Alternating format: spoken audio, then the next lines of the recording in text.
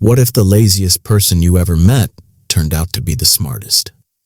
This is the story of a boy everyone laughed at, until the day his father got sick and everything fell apart. With no strength, no experience, and no chance of winning, he entered a competition meant for the toughest men. But what he did in the final round shocked everyone. Because sometimes, the mind can do what muscles never will. If you are ready to overcome your laziness and prove yourself, listen closely. Jake grew up on a small farm. Just flat land, open sky, and rows of crops that needed constant attention. He lived with his parents in a little house at the edge of their property. And Jake was lazy. There is no nice way to say it. The boy did not like to move. Every morning his father sent him out to the fields to keep the birds away from the crops. Most farmers' kids would run around waving sticks or throwing stones. Not Jake. He set up wooden poles across the field and tied ropes between them. Then he attached strips of cloth to the ropes. When the wind blew, the cloth moved and scared the birds away. Jake would lie down under a tree and watch the clouds. The job got done. Just not the way anyone expected. His father, Tom, worried about him. He would say to his wife, "Jake is clever, I will give him that. But clever without effort does not put food on the table." Still, because Jake always finished his tasks, Tom never pushed too hard. But something was coming that would change everything for Jake, and he had no idea. One summer, the rain stopped. The heat became brutal. And then, Tom got sick. He could barely get out of bed. For the first time in his life, Jake had to run the entire farm alone. He tried, he really did. But he was not used to hard work. His body gave out quickly. The soil dried up.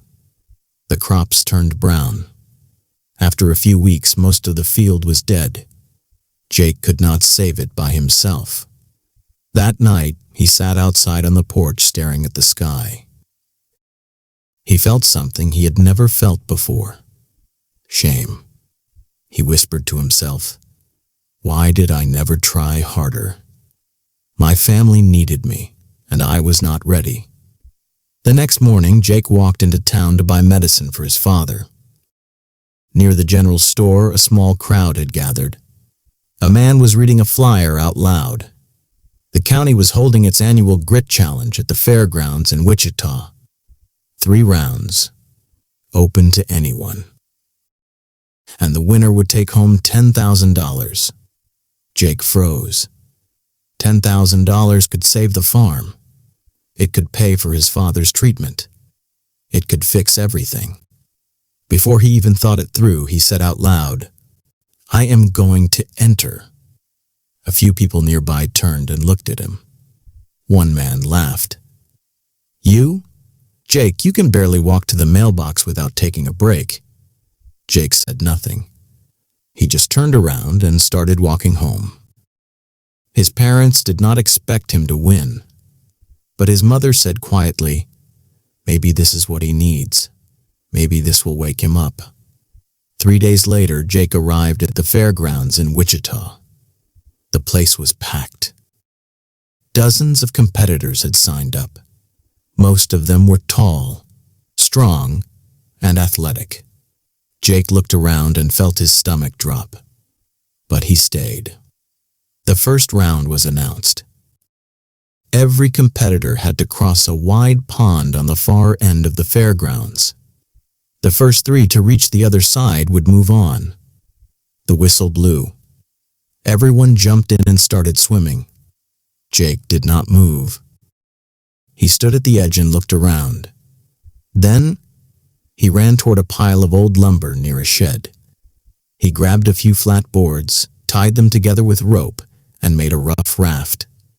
He used a long plank as a paddle. People in the crowd started pointing.